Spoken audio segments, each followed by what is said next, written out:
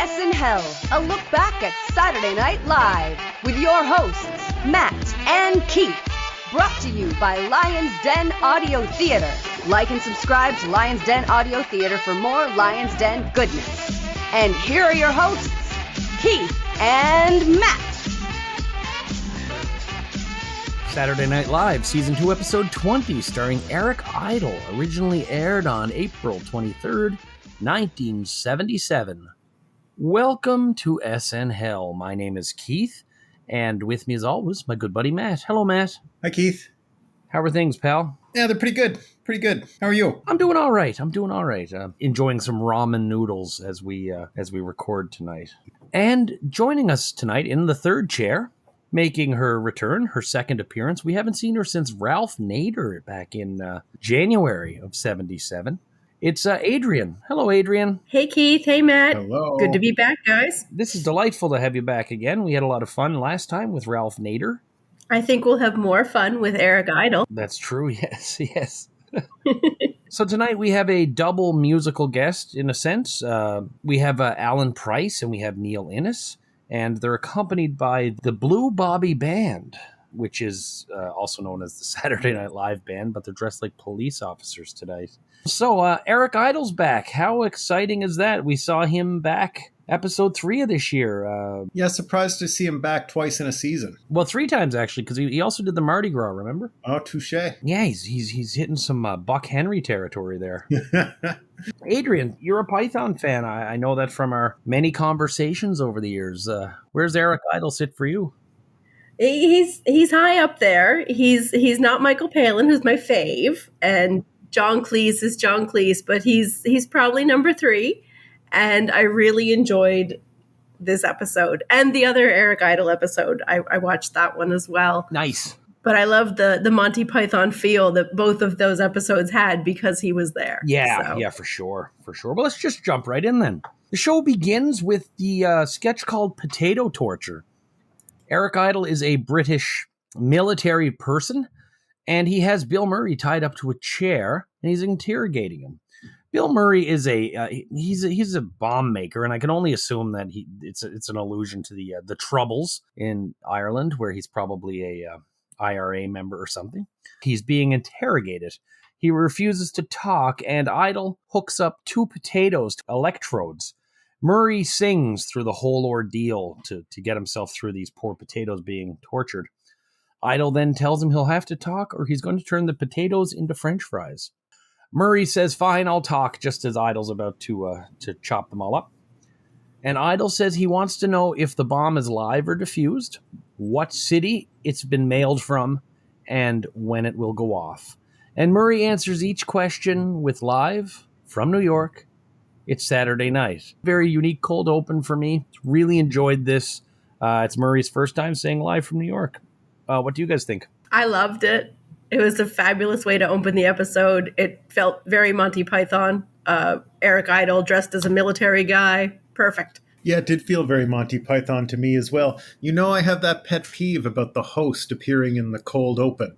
So I see they're doing that again. I guess it is what it is. But I still don't love it. I like the pop when they come out on stage. But whatever. Still really funny. Bill Murray was hilarious. Yeah, this whole thing was great. And I really liked the delivery of Live from New York at Saturday night. It was fun and unique.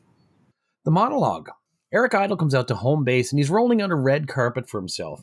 And out comes character actress, I guess, but she really only plays one character. Jeannette Charles comes out as Queen Elizabeth. Now, we've seen Jeannette Charles in so many things, especially in the 80s. Idle pushes somebody, I think it's Neil Levy, out of his chair and gives it to the Queen.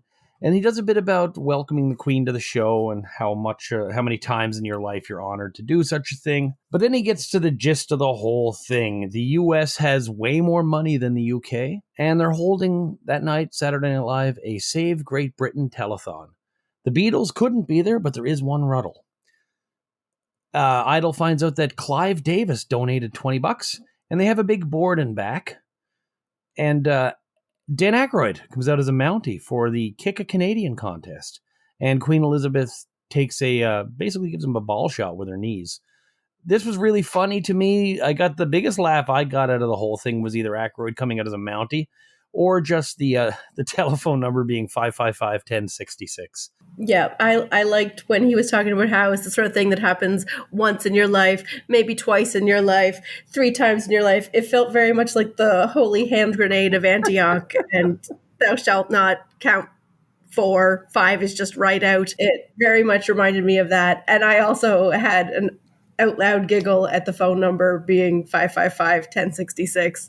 It was cute. I like it that it was more of a sketch than because we've seen some really dredgy monologues lately. I don't remember the last one I really enjoyed. I liked how lively it was, and Eric Idle's just hilarious. The thousands will recall as well. He's my favorite Python. Yeah, it's a treat to see him, and he's in all his glory. He's such a natural at this. He changes the whole tone of the episode, I find. Eric Idle episodes hit different. Do you guys remember seeing Jeannette Charles in a lot of things? As soon as you mentioned the Naked Gun, I was like, yeah, the Queen in the Naked Gun. A little note about Jeannette Charles, and I could be wrong, but in my research, she is still alive. She's 94 and fairly recently retired from making Queen Elizabeth appearances. So we go to a commercial, and Laraine does a ad for the American Dope Growers Association. And this is a parody of the International Ladies Garment Manufacturer Union ads from the 70s and 80s, which I didn't know the name. I had to look this up on YouTube. But it was actually sort of the beginning of the Think American First about, textile workers and stuff in the States and not to buy stuff from overseas. So she's talking about, the benefits of being an American dope grower. And she's joined by a bunch of the other actors and crew members come in, and they sing the "Look for the Union Label" song, and that song was everywhere. It's even on an episode of South Park. They do a version of this. I got a real kick out of this. Laraine was absolutely great. I also liked it. Man, Laraine has amazing hair. I love Laraine Newman's hair. And I think this is a good example of the show just getting away with something that not a lot of other shows could get away with this year on network television. It's it definitely helped identify it as a late night cutting edge show. Like, oh, they're singing about pot. I mean, it's only the late 70s. We got a long way to go, baby. I liked the Dope Growers Union ad as well, and Lorraine's hair. I mean, how can you not? I did mostly see it as a chance for Eric Idle to get changed, but that's because I didn't know any of the backstory of the Union First and all that jazz that it was based on. But I did enjoy it nonetheless. So we have a Chiron, and this person has his name taped on all his clothing. We now go to Frost Nixon, and it features Eric Idle as David Frost, Dan Aykroyd as Richard Nixon. And these are about, this is about a week before the Frost Nixon interview started airing. Frost asks Nixon about his memories of childhood, and Nixon has very boring memories of his childhood, making breakfast and the way faucets work. It's very similar to Gilbert Gottfried's later impression of very old Groucho Marx. Frost talks to the camera and says that they've got about 20 hours of this. Julie Nixon, played by Gilda, comes running in, asking for the tape to be stopped because Nixon is coming off bad. So Frost asks the director to stop the tape, but he winks, saying, keep it running. Frost asks Nixon about Watergate, but there's audio problems. Frost throws to another clip from the 18th hour, and this is Nixon talking about cereal. Bored, David Frost turns to Pat Nixon, played by Jane Curtin, and she's asleep, and they start talking about having Checkers stuffed. Checkers the dog. Nixon walks to the camera, starts doing the checkered speech, and then he makes Frost, who he calls Henry, referring to Henry Kissinger, get down on his knees and pray. This is similar to how they did in the Nixon's last days last year. To me, I mean, everyone knows I like Nixon. I like the Frost-Nixon story. I've watched these interviews. I've watched the movie. There's elements of truth in this sketch that are very, very well done. Interesting thing to me is that my father was a Python fan, and actually the first while he watched Python, he used to come on if the hockey game would end early, they'd stick a Python or a Doctor Who on. Dad thought Eric Idle was David Frost for a very long time, so that kind of brought that back to me. I didn't love this sketch though, even though it was pretty close at certain spots. It was a little too long for me, and if they waited till the actual Frost Nixon interviews aired and parodied those rather than what they sort of thought was going to be the Frost Nixon interviews, I think it might have both went off better with the audience, and I probably would have enjoyed it more. No, that's fair. I love the fact that your dad thought Eric Idle was Frost. The credits was the part that I found the funniest about it. Even parts through the end where it's like so-and-so with David Frost. The credits were great. Yeah, I thought, the two guys were so good in it but it just wasn't very funny, I found. They're out there. I mean, Eric Idle was really funny at first, but as you mentioned, Keith, it just kept going. And then it just kept going again. There was not enough jokes. You're probably right. They should have waited because at least they'd have something to work with. They got nothing to work with. I did like. I mean, I've said it a few times. I love Dan Aykroyd's Nixon more than probably his Carter, actually. Oh yeah, and I liked how crazy Nixon has become. Like, he's really become unhinged, you know. Yeah, his stories were. I did like his. He kept talking about the 20s. Yeah, it was just too much. Yeah, it was a lot of the same thing over and over. Although that same thing was funny, yeah. Like talking about the taps. That's how my parents' bathroom tap works. I thought it was great, but it didn't need to keep going. So Eric Idle throws to Allan Pryce, and this is a British musician. He was a founding member and the keyboardist for the Animals, but he left in 1965 and started doing his own thing. And Pryce sings Poor People. It was released as a single in 1973.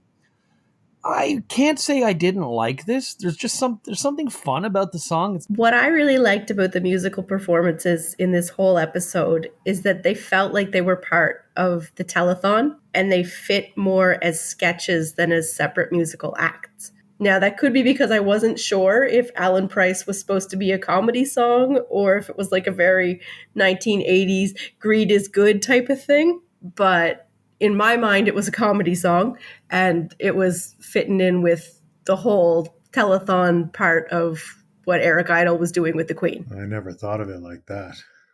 I mean, I want that to be true because I really thought it was very, very bad as a straight musical performance. It was very lifeless and boring and anemic and just everything I hate about music in the early Saturday Night Live seasons.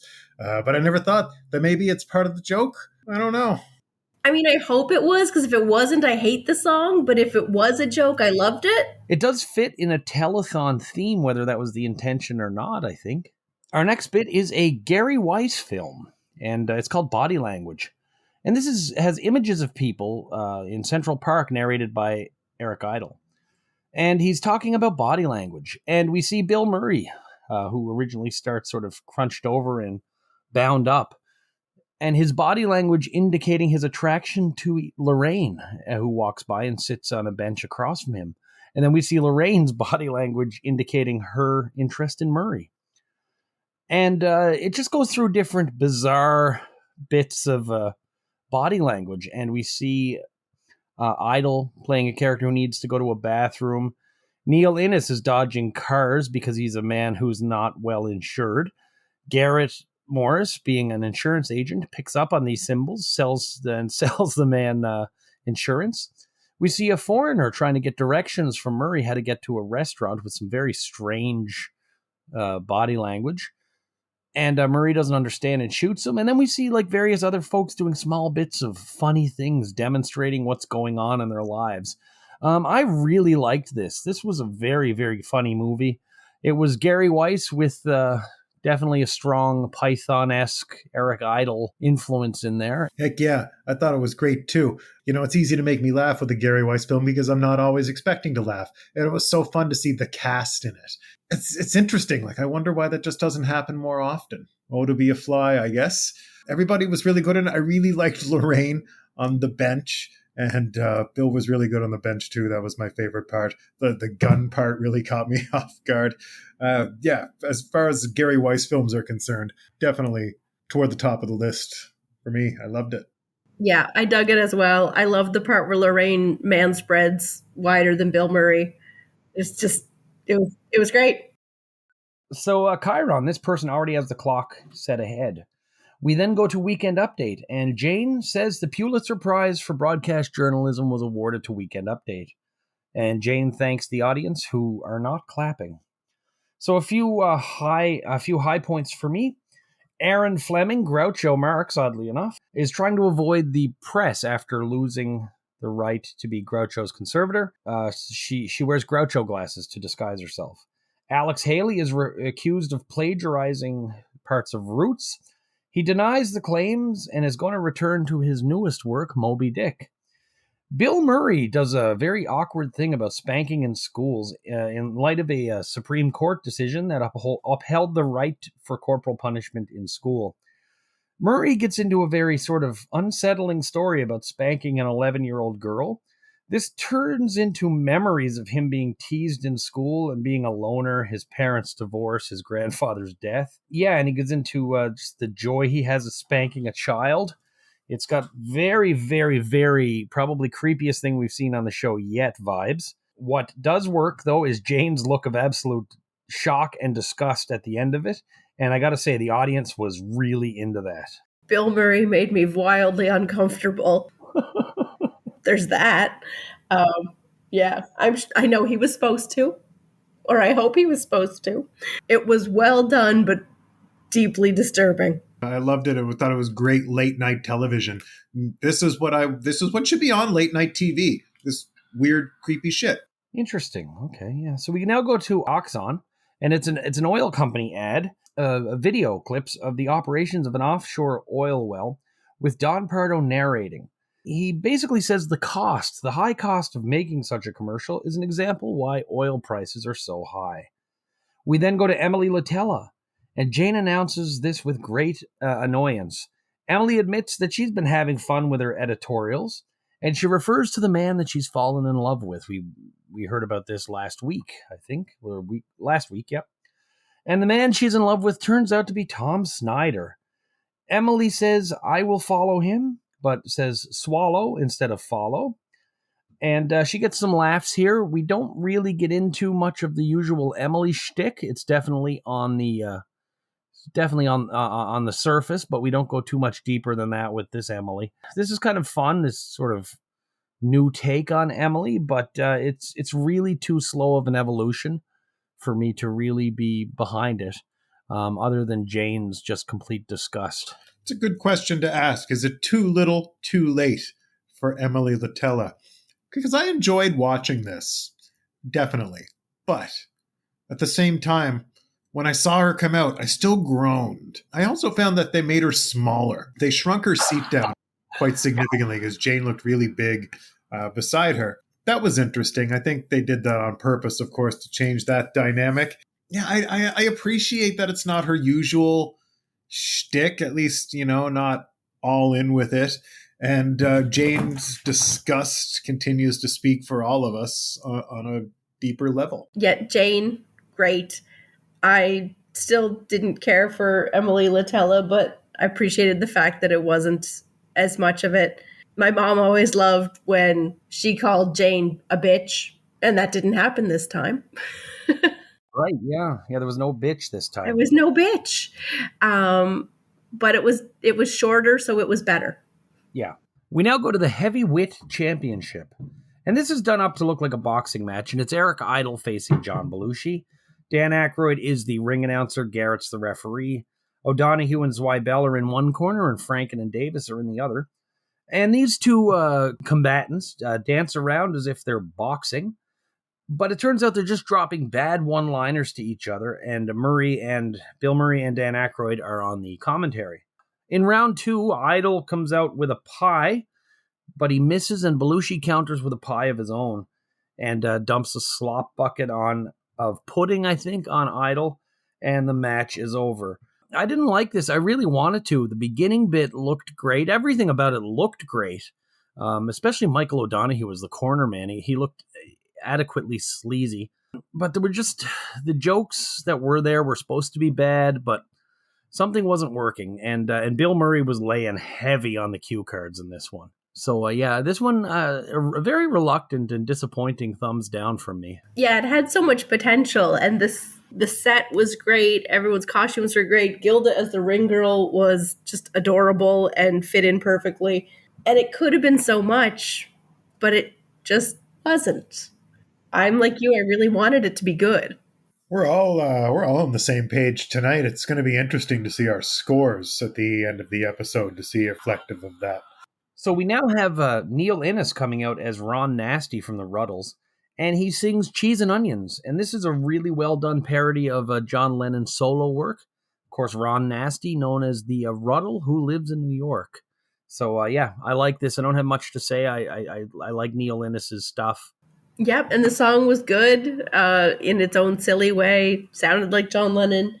Again, like the Allan Pryce from earlier, felt like it fit in with the telethon shtick that was going on. I just really dug it. Oh, finally. Different pages. No way. This was bad. Did not like this. I thought the song was silly. But yeah, I didn't think he looked like John Lennon. Yeah, he sounded a little bit like John Lennon. But this is like 1977. That was John Lennon 9 years ago now. Like, get with it. We have a Chiron, and this person is painfully outgoing. We now go to a sketch called The Battle of Britain, and it's introduced by Laraine Newman, talking about the struggles of the UK's film industry. And she introduces the Battle of Britain movie.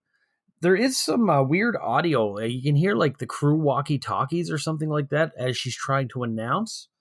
So the Battle of Britain features Gilda as Cynthia, Jane as Violet, and they meet in a living room where Gilda is missing her beloved Rodney, played by Dan Aykroyd. Jane gives her a letter where he says he likes to think of the day when they said goodbye in her parlor, and it flashes back to the two of them kissing and then saying goodbye.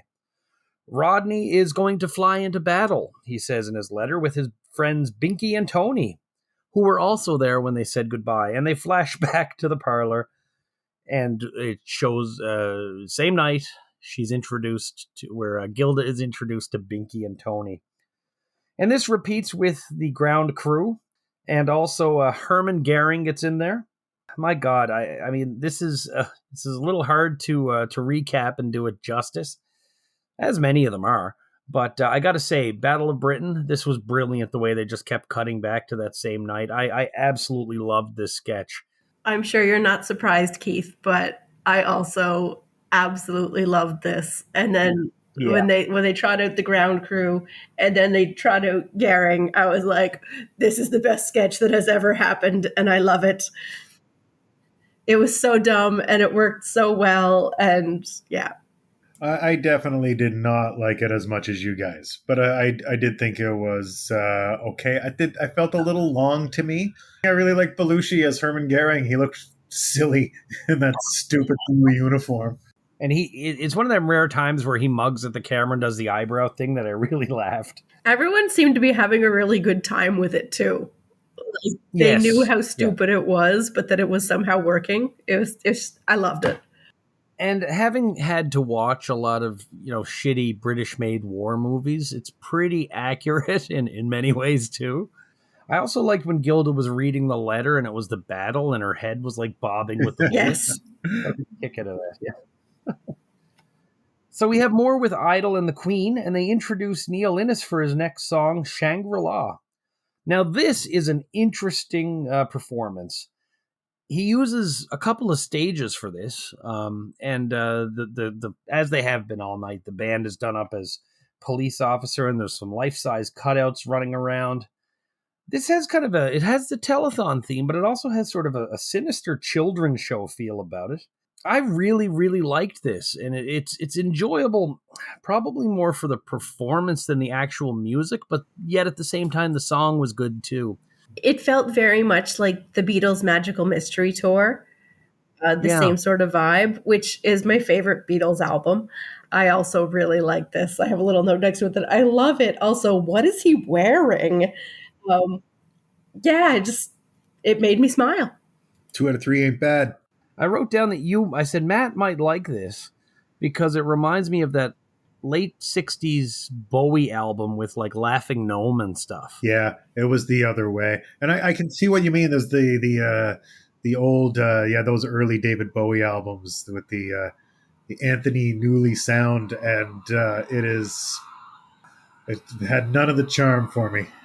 We now go to Plain Talk, and this is actually, it was originally on the Rutland Weekend Television as Gibberish, so this is a retread, and the original one had Henry Wolfe in the Aykroyd role. So Idle hosts this show, and it's a talk show, and he asks Dan Aykroyd is his guest. So basically it's just an interview using gibberish questions, Idle asking and Aykroyd responding.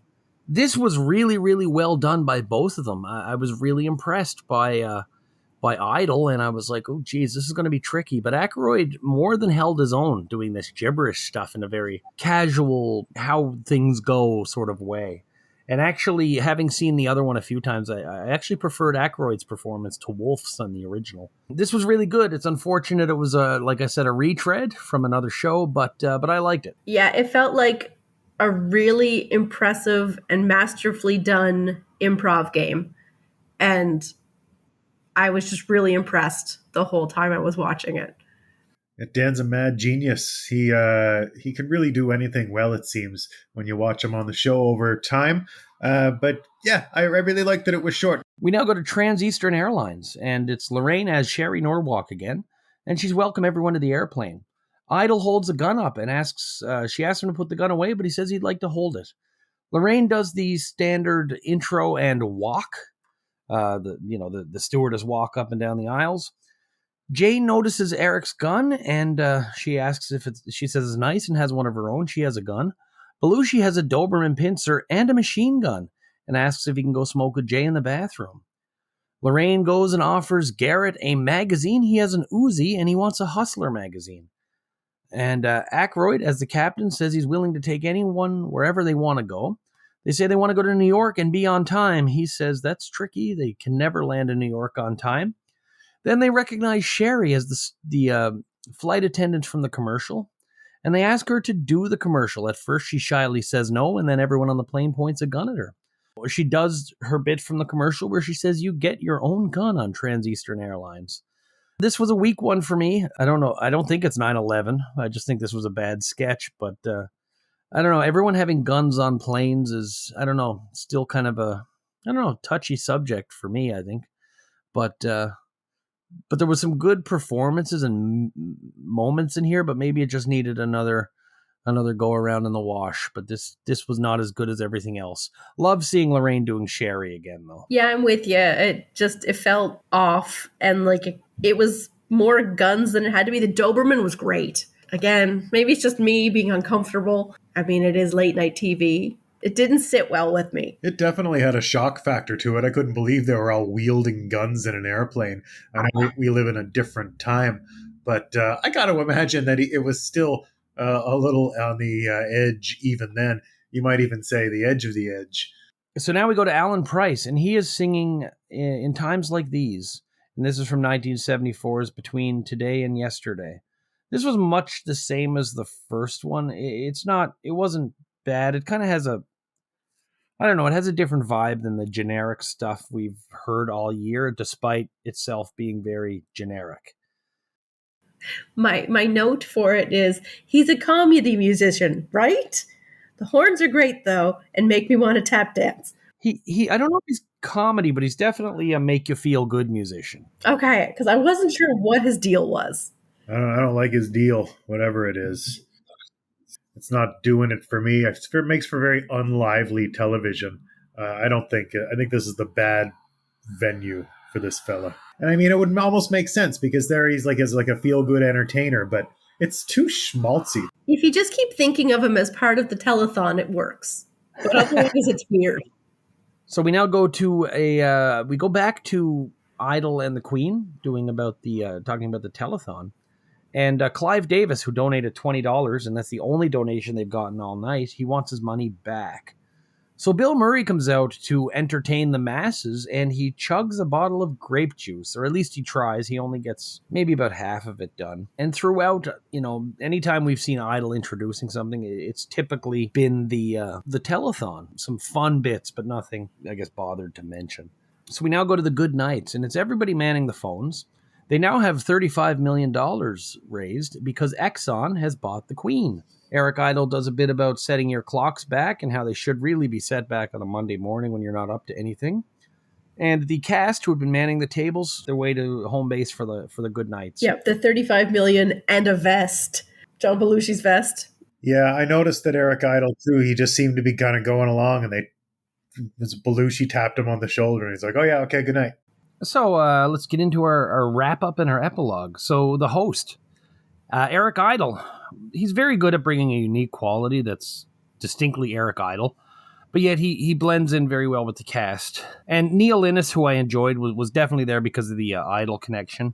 Again, I thought we had another great hosting job from Eric Idle. Yeah, I loved him as the host. I loved him in the host in the other episode. It was great. He was much better than Ralph Nader. So much better. He does bring his own unique vibe to the show. They do hit different. And he is good. He's good at blending in. Breath of fresh air. I guess that's what I'm trying to say. Always welcome. Idle, sort of like Buck Henry and sort of like Steve Martin, never really out of character. Do you think that makes a difference? Yeah, it probably does. I never thought of that, but you're right. And I bet you it does. It has to a little bit, right? Yeah, and if he did something that you didn't like, it would just be the character. It wouldn't be him specifically. So maybe that's part of why it works. Because he never comes out and says it's a pleasure to be here. I've done this, I've done that. I don't know. He creates there's a character that is Eric Idle that isn't Eric Idle. You know what I mean? Mm-hmm.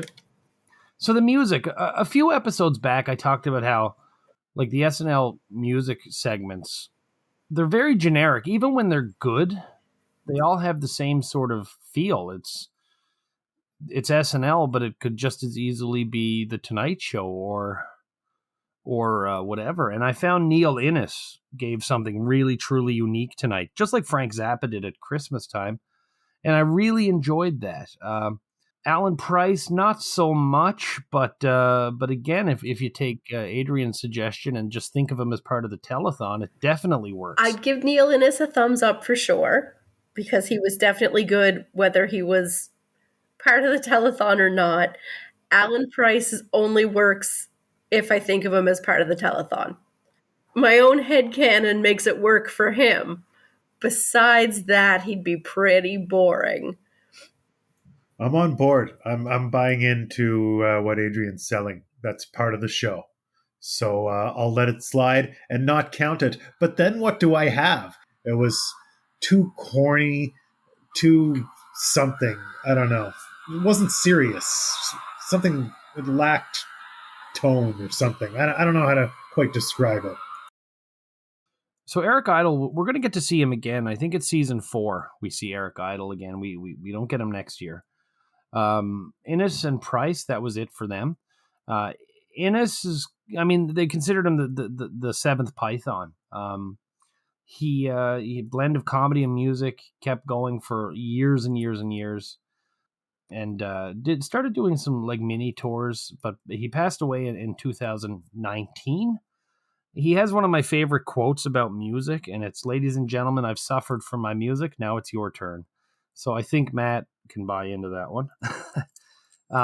Pryce was a standard music thing. He was kind of, I really think he was like a forebear to what Randy Newman will eventually become. He worked in film and television for a while and still did some music. A couple of tours with reunion tours with the Animals. Well into the 2000s, he was still going. As of a couple of years ago, he was doing smaller tours around the UK. He's still alive. He's around 80 years old now. But yeah, we don't see Innes or Pryce again. We might see Innes in some pre-records at some point, but as far as live on the show, this was it. So what was your worst sketch of the night, folks? Mine was between Weekend Update or The Airplane. And because there were some decent parts of Weekend Update, other than Bill Murray making me really, really uncomfortable, I'll say The Airplane is my worst sketch of the night. That boxing thing, what was that? It was too long, too silly. The jokes weren't there. Bill Murray was weird. Swing and a miss. I will say Bill Murray was weird in that. I mean, that's strange when you think of what he did on Weekend Update, that Bill Murray looking weird in the boxing thing is what really stands out for Bill Murray weirdness. For me, it was oddly enough between the Trans-Eastern Airlines and the boxing match. And I went with the airplane over the boxing only because the boxing looked so good. And the Trans-Eastern Airlines didn't have that production value to it. But that was the only thing that separated those two. So what was your best for the night? Oh, 100% it was Battle of Britain. It just tickled me in a way that was meant to be. I guess first, before I formally declare my favorite, I want to say that my second favorite was totally that airline sketch. Surprised that you guys don't like it as much, because I just thought, I don't know, I thought it was really off the wall. And I appreciate that in my late night TV. And I guess I appreciate discomfort so much so that my favorite segment of the night was Weekend Update, probably thanks to, because I did like the Emily Littell bit. I thought Jane was good. And I did really like Bill Murray's segment. I thought it was weird and different, and I dug it. I'd like everyone to note it is April 23rd, 1977, and Matt said I liked the Emily Littell bit. I mean, I like that I appreciate that they're trying to do something different with the character, because the character's a big hit and they know it's a big hit, but so they're like, fuck, we can't just keep literally rolling it out there with nothing. No, and Gilda's still got 3 seasons to go, so we'll see where Emily goes in this journey. But no, I appreciate that as well, Matt. And it's not easy to take an established character and change them the way they have, even so far with Emily. So, yeah. My favorite as well was also Battle of Britain. It was just the perfect mix of history and silliness and all the good stuff in there. High marks for me. So who was your star of the night? I guess it's got to be Idol. It would normally be Bill Murray, I guess. But he made me too uncomfortable. Although Jane, I love Jane, and she did sell the creepiness of Murray. So, no, I'm sticking with Idol. This was a pretty tough one for me, because I did think, you know what? Maybe I need to make an on-the-spot decision here. It was Laraine Newman. I really liked her in the airline sketch. I thought she was great. She was terrific in the weed commercial bit. It all worked for me tonight when she was on screen. But I wanted to pick Bill Murray. Oh my gosh. When I thought about just what I enjoyed watching the most, it was just her. Yeah, the boxing took Murray down a bit for you, probably, eh? Yeah, I mean, that doesn't help. And Dan Aykroyd was in some stinkers tonight, too. Yeah, Aykroyd's actually my pick for tonight. It was tricky. It was really tricky, but his bit in the Battle of Britain, his gibberish bit with Idol, this was tough because Murray had his best night yet. Laraine was great. Gilda was great. Jane was great. The only ones I didn't get anything from tonight of any substance were actually Belushi and Garrett. And even them guys were good in what little bits they had. So overall, first things first, this to me is the first episode where Bill Murray feels like he belongs there. He seems like a full cast member, and he's just not sort of a tack on or what will later kind of be known as the featured players. Consequently, though, we don't get much Garrett or Belushi. The cast was all over this show. They did some really, really good stuff, and it was well anchored by Idol as host. Everyone had their time with Idol, which I really liked. It was the best Gary Weiss film in a while. It definitely has Eric Idle's fingerprints all over it, but it's still a Gary Weiss film. The music was different, and that's a good thing, is, like I said, some of the good stuff and a lot of the bad stuff seemed to just be coming from the same sort of feeling. I like Innes anyway. His parody of Lennon and Shangri-La were good departures for me, and Pryce was inoffensive enough. The weaker sketches were long and kind of didn't work for me. They were kind of boring, like the airlines, the boxing, and even Frost Nixon, which I was really looking forward to. I haven't seen that one in about 10 years, and I was really looking forward to it, and it's not what I remembered. And oddly enough, I thought Weekend Update was kind of weak too this week. I know Matt's going to probably take umbrage with that. That being said, though, this was a good show. It was really, really good. It flew. It was one of the quickest watches I've had all season. And what was good compensated more than adequately for the bad, but there was enough bad to not keep it in the top tier. So I gave this one a 7 out of 10. Now, I haven't seen as many as you guys. And the last one I did with you guys was Ralph Nader. I really did enjoy this episode. The good stuff was great. The musical guests, in my headcanon, it fit in with the telethon. So everything flowed really nicely. I love Eric Idle. The parts that made me uncomfortable, I chalk that mostly up to my own discomforts with the airplane. And, well, Bill Murray was weird in Weekend Update, but he was supposed to be. So I get that.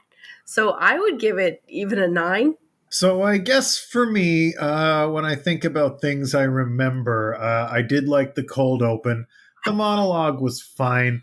The music was terrible. Weekend Update was a big hit for me. Frost Nixon was bad. The boxing bit was stupid. Did I mention I hated the music? I think so, yeah. But it was still an above average episode. But it didn't knock me. So I'm going to give it a 6.5. So with my 7, Matt's 6.5, and Adrienne's 9, we wind up with a 7.5. And the IMDb gave this one a 7.7. So we're actually ridiculously close to what the internet thinks about this one.